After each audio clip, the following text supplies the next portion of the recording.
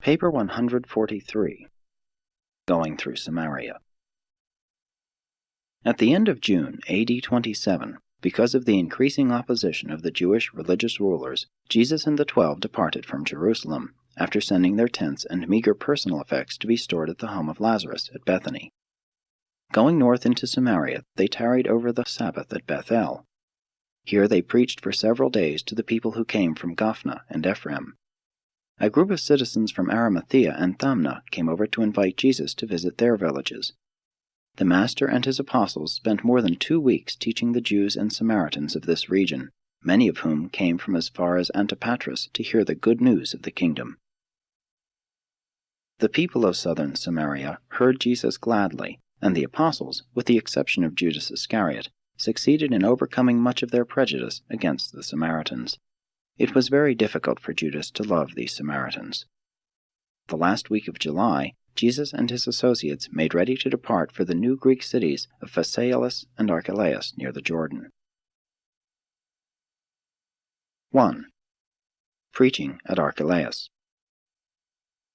The first half of the month of August, the apostolic party made its headquarters at the Greek cities of ARCHELAIS and Phasaelis, where they had their first experience preaching to well-nigh exclusive gatherings of Gentiles, Greeks, Romans, and Syrians, for few Jews dwelt in these 2 Greek towns. In contacting with these Roman citizens, the apostles encountered new difficulties in the proclamation of the message of the coming kingdom, and they met with new objections to the teachings of Jesus. At one of the many evening conferences with his apostles, Jesus listened attentively to these objections to the gospel of the kingdom, as the 12 repeated their experiences with the subjects of their personal labors. A question asked by Philip was typical of their difficulties. Said Philip, "Master, these Greeks and Romans make light of our message, saying that such teachings are fit for only weaklings and slaves. They assert that the religion of the heathen is superior to our teaching because it inspires to the acquirement of a strong, robust, and aggressive character. They affirm that we would convert all men into enfeebled specimens of passive non-resistors who would soon perish from the face of the earth. They like you, Master, and freely admit your teaching is heavenly and ideal, but they will not take us seriously. They assert that your religion is not for this world, that men cannot live as you teach. And now, Master, what shall we say to these Gentiles?" After Jesus had heard similar objections to the gospel of the kingdom presented by Thomas, Nathanael, Simon Zelotes, and Matthew, he said to the 12, "I have come into this world to do the will of my Father, and to reveal his loving character to all mankind. That, my brethren, is my mission. And this one thing I will do, regardless of the misunderstanding of my teachings by Jews or Gentiles of this day or of another generation. But you should not overlook the fact that even divine love has its severe disciplines. A father's love for his son oftentimes impels the father to restrain the unwise acts of his thoughtless offspring. The child does not always comprehend the wise and loving motives of the father's restraining discipline. But I declare to you that my Father in paradise does rule a universe of universes by the compelling power of his love. Love is the greatest of all spirit realities. Truth is a liberating revelation, but love is the supreme relationship. And no matter what blunders your fellow men make in the world management of today, in an age to come the gospel which I declare to you will rule this very world. The ultimate goal of human progress is the reverent recognition of the fatherhood of God and the loving materialization of the brotherhood of man." But who told you that my gospel was intended only for slaves and weaklings? Do you, my chosen apostles, resemble weaklings? Did John look like a weakling? Do you observe that I am enslaved by fear? True, the poor and oppressed of this generation have the gospel preached to them. The religions of this world have neglected the poor, but my Father is no respecter of persons. Besides, the poor of this day are the first to heed the call to repentance and acceptance of sonship. The gospel of the kingdom is to be preached to all men, Jew and Gentile, Greek and Roman, rich and poor, free and bond, and equally to young and old, male and female.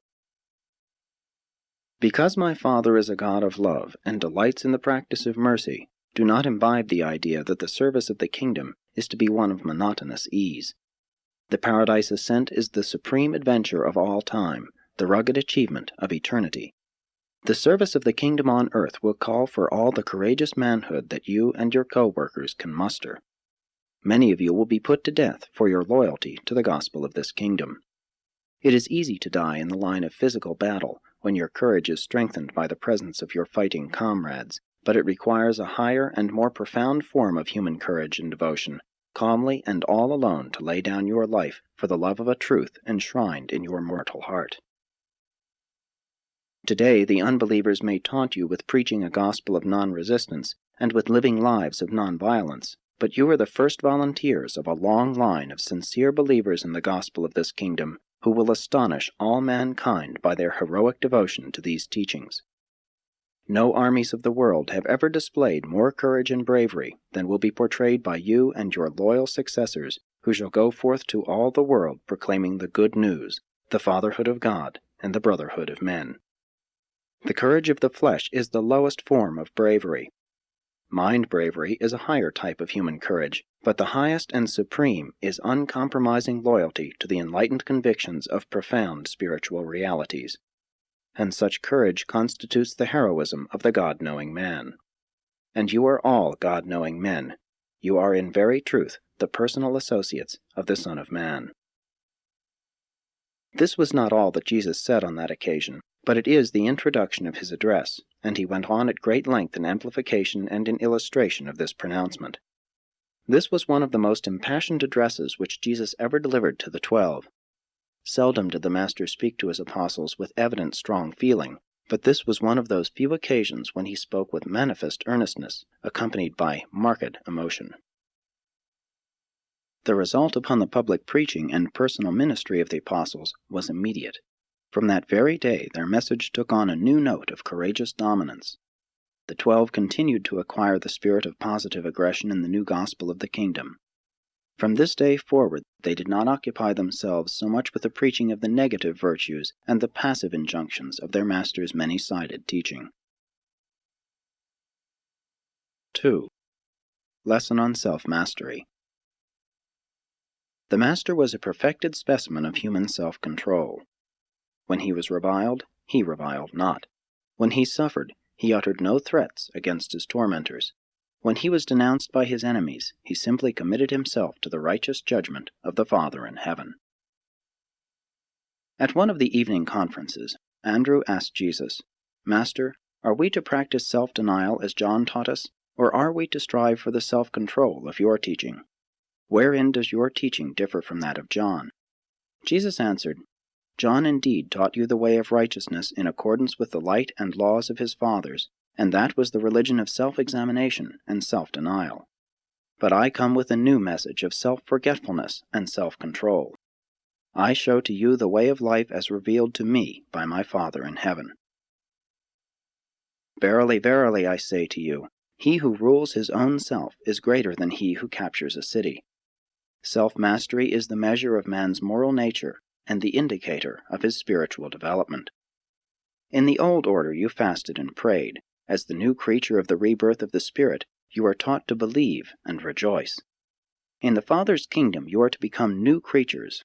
Old things are to pass away. Behold, I show you how all things are to become new. And by your love for one another, you are to convince the world that you have passed from bondage to liberty, from death into life everlasting.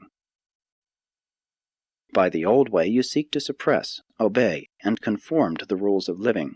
By the new way you are first transformed by the Spirit of truth, and thereby strengthened in your inner soul by the constant spiritual renewing of your mind, and so are you endowed with the power of the certain and joyous performance of the gracious, acceptable, and perfect will of God.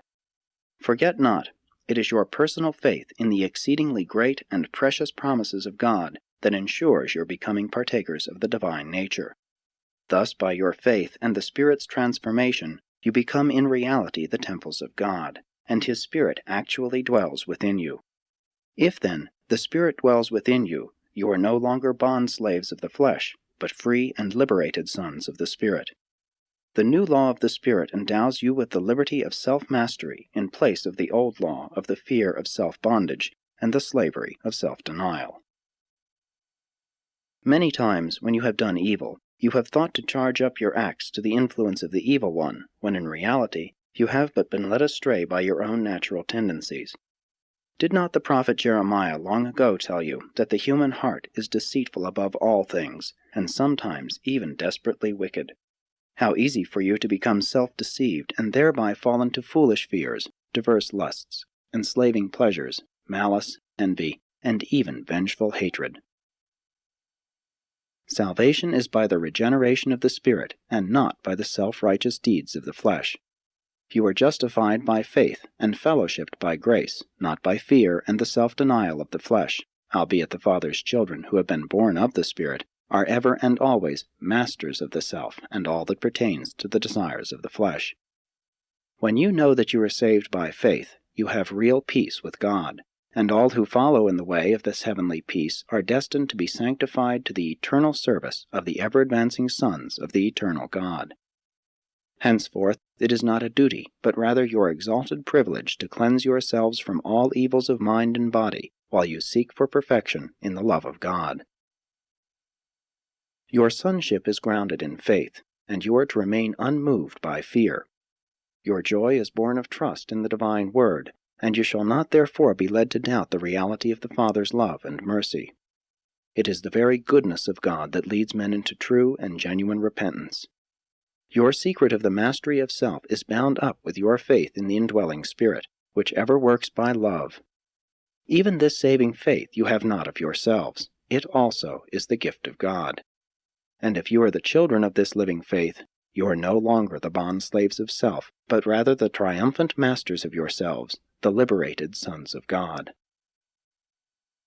If then, my children, you are born of the Spirit, you are forever delivered from the self-conscious bondage of a life of self-denial and watch-care over the desires of the flesh, and you are translated into the joyous kingdom of the Spirit, whence you spontaneously show forth the fruits of the Spirit in your daily lives. And the fruits of the Spirit are the essence of the highest type of enjoyable and ennobling self-control, even the heights of terrestrial mortal attainment, true self-mastery.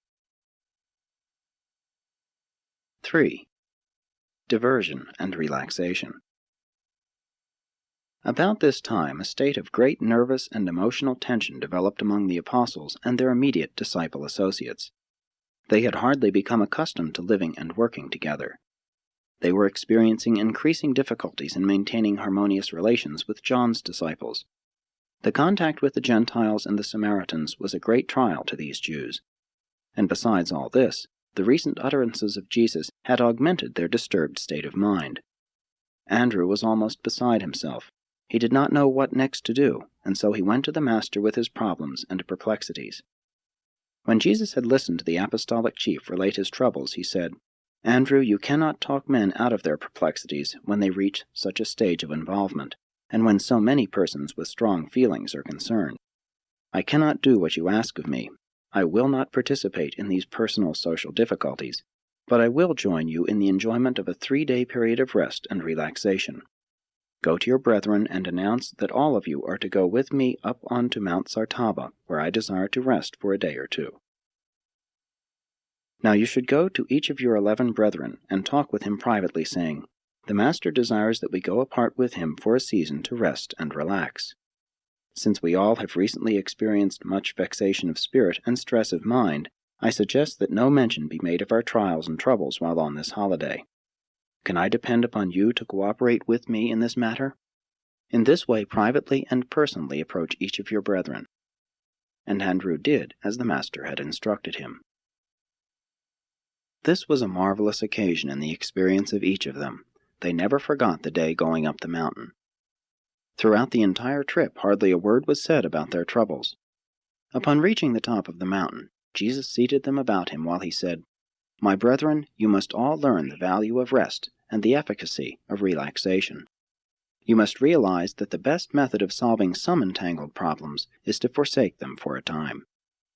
Then, when you go back fresh from your rest or worship, you are able to attack your troubles with a clearer head and a steadier hand, not to mention a more resolute heart. Again, many times your problem is found to have shrunk in size and proportions while you have been resting your mind and body." The next day, Jesus assigned to each of the 12 a topic for discussion. The whole day was devoted to reminiscences and to talking over matters not related to their religious work. They were momentarily shocked when Jesus even neglected to give thanks, verbally, when he broke bread for their noontide lunch. This was the first time they had ever observed him to neglect such formalities. When they went up the mountain, Andrew's head was full of problems. John was inordinately perplexed in his heart. James was grievously troubled in his soul. Matthew was hard-pressed for funds, inasmuch as they had been sojourning among the Gentiles. Peter was overwrought, and had recently been more temperamental than usual. Judas was suffering from a periodic attack of sensitiveness and selfishness. Simon was unusually upset in his efforts to reconcile his patriotism with the love of the brotherhood of man.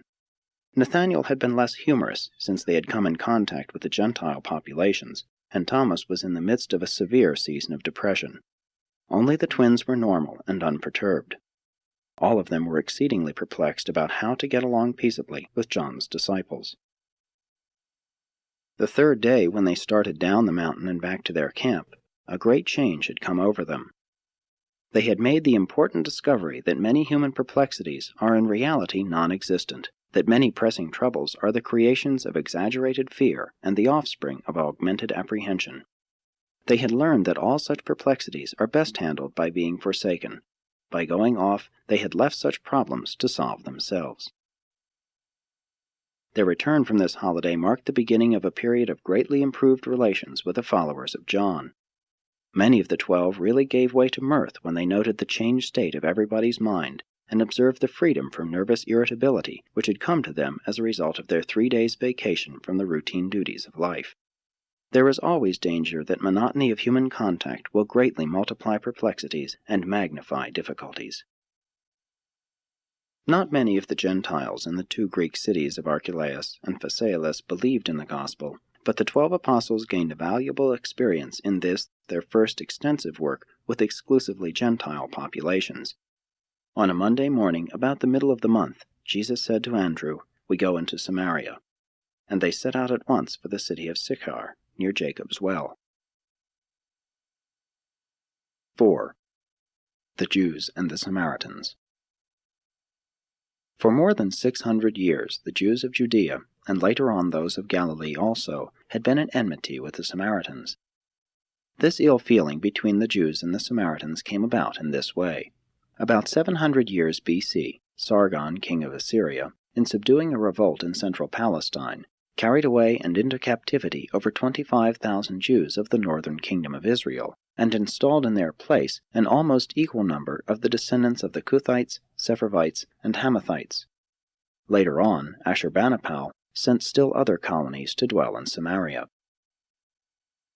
The religious enmity between the Jews and the Samaritans dated from the return of the former from the Babylonian captivity, when the Samaritans worked to prevent the rebuilding of Jerusalem. Later they offended the Jews by extending friendly assistance to the armies of Alexander. In return for their friendship, Alexander gave the Samaritans permission to build a temple on Mount Gerizim, where they worshipped Yahweh and their tribal gods, and offered sacrifices much after the order of the temple services at Jerusalem.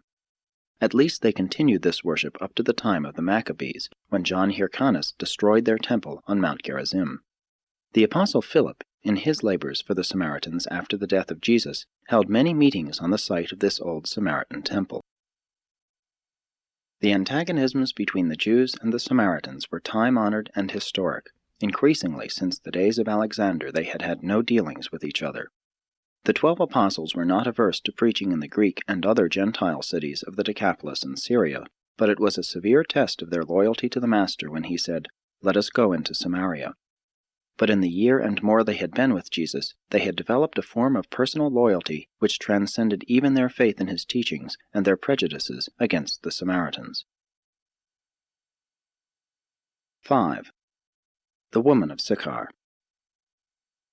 When the Master and the 12 arrived at Jacob's well, Jesus, being weary from the journey, tarried by the well while Philip took the apostles with him to assist in bringing food and tents from Sychar, for they were disposed to stay in this vicinity for a while.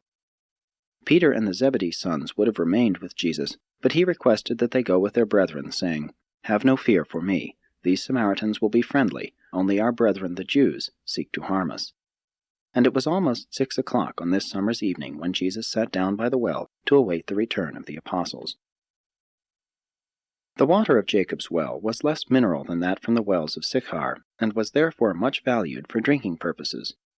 Jesus was thirsty, but there was no way of getting water from the well.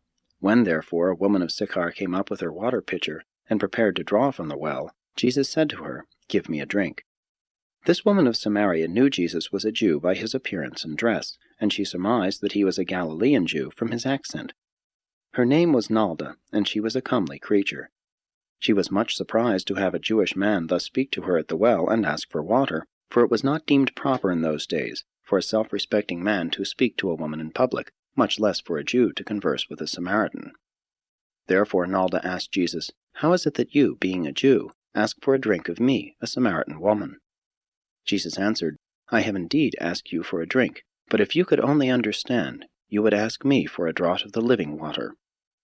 Then said Nalda, "But, sir, you have nothing to draw with, and the well is deep. Whence, then, have you this living water? Are you greater than our father Jacob, who gave us this well, and who drank thereof himself, and his sons, and his cattle also?" Jesus replied, "Every one who drinks of this water will thirst again, but whosoever drinks of the water of the living Spirit shall never thirst. And this living water shall become in him a well of refreshment, springing up even to eternal life." Nalda then said, "Give me this water, that I thirst not, neither come all the way hither to draw." Besides, anything which a Samaritan woman could receive from such a commendable Jew would be a pleasure. Nalda did not know how to take Jesus' willingness to talk with her. She beheld in the Master's face the countenance of an upright and holy man, but she mistook friendliness for commonplace familiarity, and she misinterpreted his figure of speech as a form of making advances to her. And being a woman of lax morals, she was minded openly to become flirtatious, when Jesus, looking straight into her eyes, with a commanding voice, said, "Woman, go get your husband, and bring him hither." This command brought Nalda to her senses. She saw that she had misjudged the Master's kindness. She perceived that she had misconstrued his manner of speech. She was frightened. She began to realize that she stood in the presence of an unusual person, and groping about in her mind for a suitable reply, in great confusion she said, "But, sir, I cannot call my husband, for I have no husband." Then said Jesus, "You have spoken the truth, for while you may have once had a husband, he with whom you are now living is not your husband. Better it would be if you should cease to trifle with my words, and seek for the living water which I have this day offered you." By this time Nalda was sobered, and her better self was awakened. She was not an immoral woman wholly by choice. She had been ruthlessly and unjustly cast aside by her husband, and in dire straits had consented to live with a certain Greek as his wife, but without marriage. Nalda now felt greatly ashamed that she had so unthinkingly spoken to Jesus, and she most penitently addressed the Master, saying, "My Lord, I repent of my manner of speaking to you, for I perceive that you are a holy man, or maybe a prophet." And she was just about to seek direct and personal help from the Master, when she did what so many have done before and since, dodged the issue of personal salvation by turning to the discussion of theology and philosophy. She quickly turned the conversation from her own needs to a theological controversy. Pointing over to Mount Gerizim, she continued, "Our fathers worshipped on this mountain, and yet you would say that in Jerusalem is the place where men ought to worship. Which, then, is the right place to worship God?" Jesus perceived the attempt of the woman's soul to avoid direct and searching contact with its Maker, but he also saw that there was present in her soul a desire to know the better way of life. After all, there was in Nalda's heart a true thirst for the living water. Therefore he dealt patiently with her, saying, "Woman, let me say to you that the day is soon coming when neither on this mountain nor in Jerusalem will you worship the Father. But now you worship that which you know not, a mixture of the religion of many pagan gods and Gentile philosophies. The Jews at least know whom they worship. They have removed all confusion by concentrating their worship upon one God, Yahweh. But you should believe me when I say that the hour will soon come, even now is, when all sincere worshippers will worship the Father in spirit and in truth, for it is just such worshippers the Father seeks. God is spirit, and they who worship him must worship him in spirit and in truth. Your salvation comes not from knowing how others should worship, or where, but by receiving into your own heart this living water which I am offering you even now." But Nalda would make one more effort to avoid the discussion of the embarrassing question of her personal life on earth and the status of her soul before God. Once more she resorted to questions of general religion, saying, "Yes, I know, sir, that John has preached about the coming of the Converter, he who will be called the Deliverer, and that, when he shall come, he will declare to us all things." And Jesus, interrupting Nalda, said, with startling assurance, "I who speak to you am he."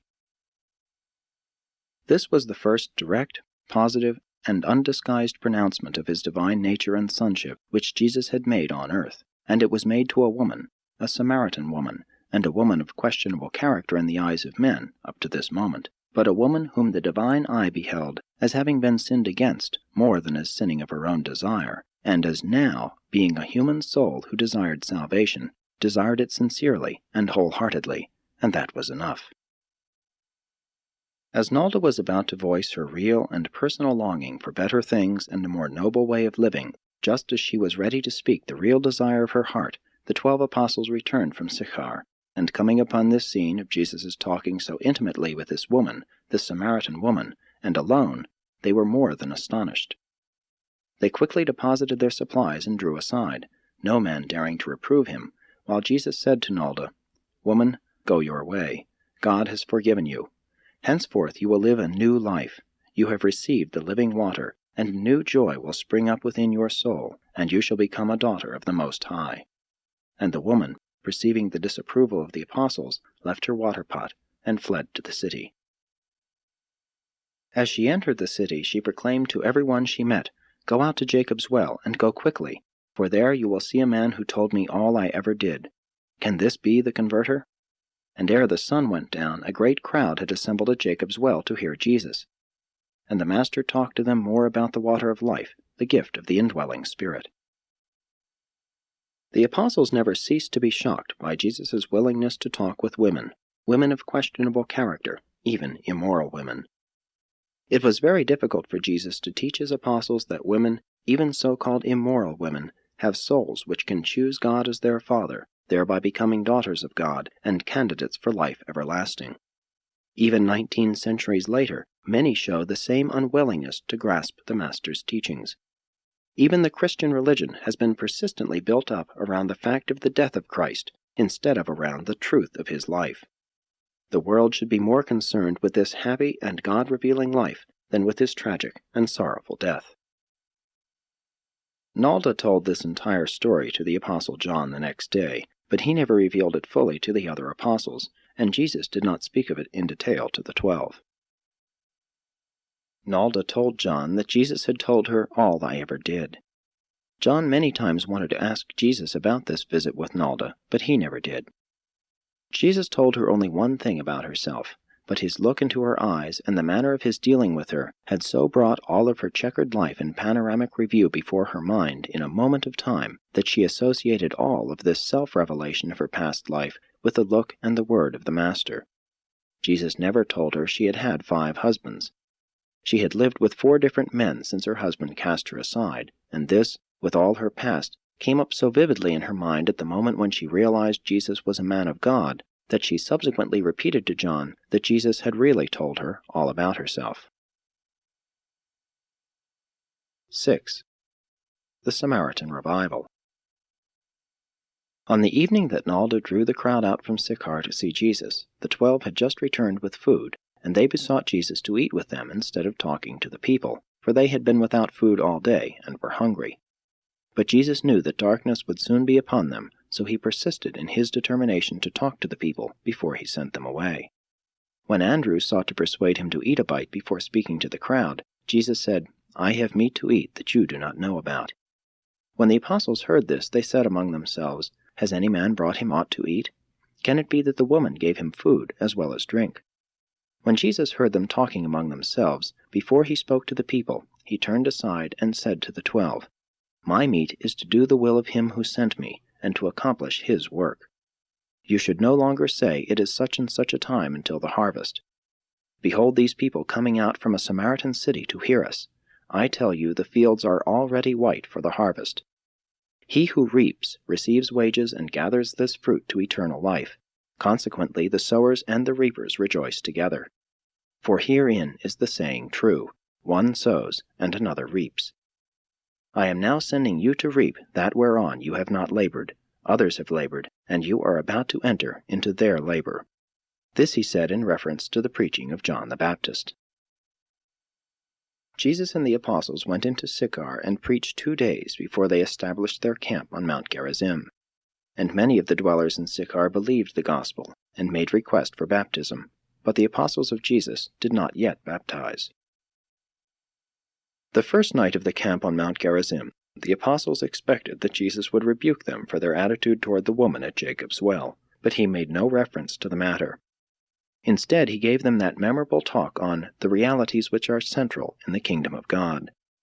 In any religion, it is very easy to allow values to become disproportionate and to permit facts to occupy the place of truth in one's theology.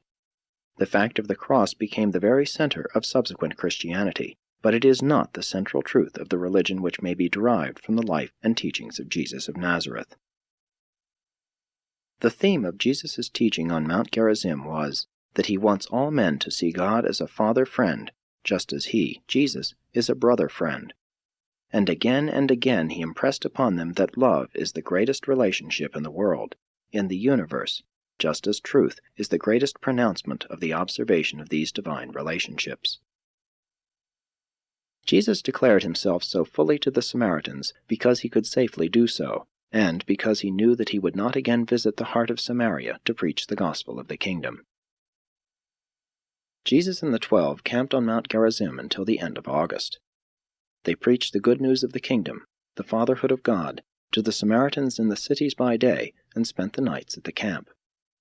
The work which Jesus and the 12 did in these Samaritan cities yielded many souls for the kingdom, and did much to prepare the way for the marvelous work of Philip in these regions after Jesus' death and resurrection, subsequent to the dispersion of the apostles to the ends of the earth by the bitter persecution of believers at Jerusalem. 7. Teachings about prayer and worship. At the evening conferences on Mount Gerizim, Jesus taught many great truths, and in particular he laid emphasis on the following. True religion is the act of an individual soul in its self-conscious relations with the Creator. Organized religion is man's attempt to socialize the worship of individual religionists. Worship, contemplation of the spiritual, must alternate with service, contact with material reality. Work should alternate with play. Religion should be balanced by humor. Profound philosophy should be relieved by rhythmic poetry. The strain of living, the time tension of personality, should be relaxed by the restfulness of worship. The feelings of insecurity arising from the fear of personality isolation in the universe should be antidoted by the faith contemplation of the Father and by the attempted realization of the Supreme. Prayer is designed to make man less thinking, but more realizing. It is not designed to increase knowledge, but rather to expand insight. Worship is intended to anticipate the better life ahead, and then to reflect these new spiritual significances back onto the life which now is. Prayer is spiritually sustaining, but worship is divinely creative. Worship is the technique of looking to the One for the inspiration of service to the many. Worship is the yardstick which measures the extent of the soul's detachment from the material universe and its simultaneous and secure attachment to the spiritual realities of all creation. Prayer is self-reminding, sublime thinking. Worship is self-forgetting, super-thinking. Worship is effortless attention, true and ideal soul rest, a form of restful spiritual exertion. Worship is the act of the part identifying itself with the whole, the finite with the infinite, the Son with the Father, time in the act of striking step with eternity. Worship is the act of the Son's personal communion with the Divine Father, the assumption of refreshing, creative, fraternal, and romantic attitudes by the human soul-spirit.